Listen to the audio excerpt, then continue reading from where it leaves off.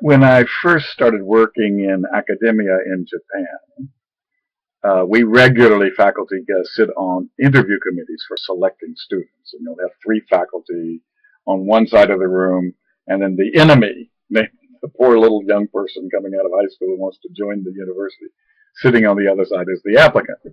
And the situation is one of intimidation, 3 against 1, and 3 people over sitting on one side and you alone on the other side. The 3 people are all 40 years older than you.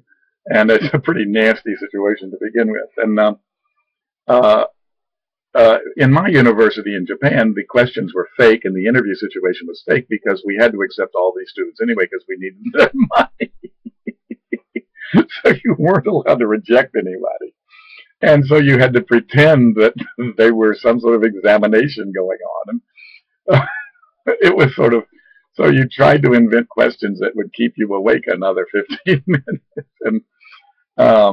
And it was hard to avoid reasonable questions because the situation sort of demanded it and the students expected it. And so one of my reasonable questions was, what is your favorite book?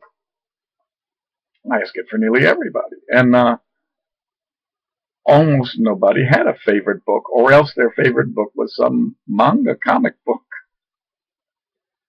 And as the years went on, it became a harder and harder question for candidates to answer. And so I shifted questions. I tried to be adaptive. I didn't want to make trouble. And so I said, have you read any books? For a while. And then gradually that didn't work. A year or two later, I had to shift questions again and go with the situation and the flow.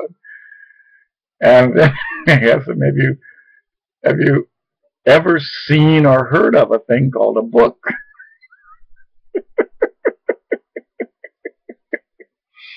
And, our university has found that people who've seen a book and know what one is do better than students who don't know what one is.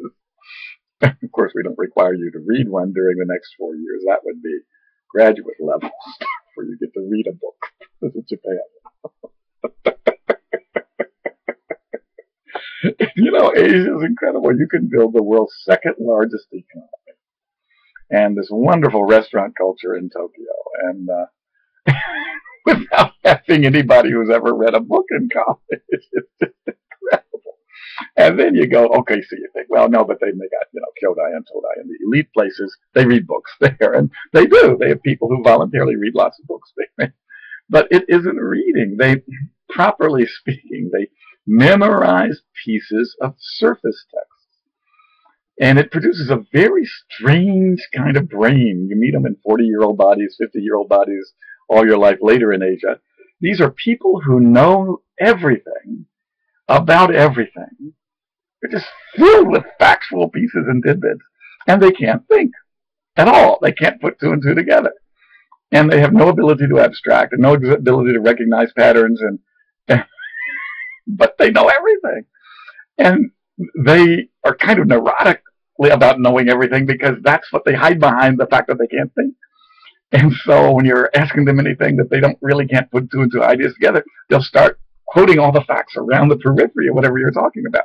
And I've needed a word for it. And then I found a newspaper article, and this British guy said, factual vacuum cleaner. And that's it. That guy his entire life, and there's this bag full of factual dust in his brain. Every fact he's ever met is there somewhere, and he remembers those little pieces. The number of women who read upside down in the bathtub while it's raining outside in France last year was 13. I didn't know that. I really didn't know that. That's really cool. How does that relate to everything else in the universe? Only in Asia. So if you want to know why countries in Asia occasionally get lost for like 600 years at a time, wander around in dictatorships that don't go anywhere, this may be part of the reason.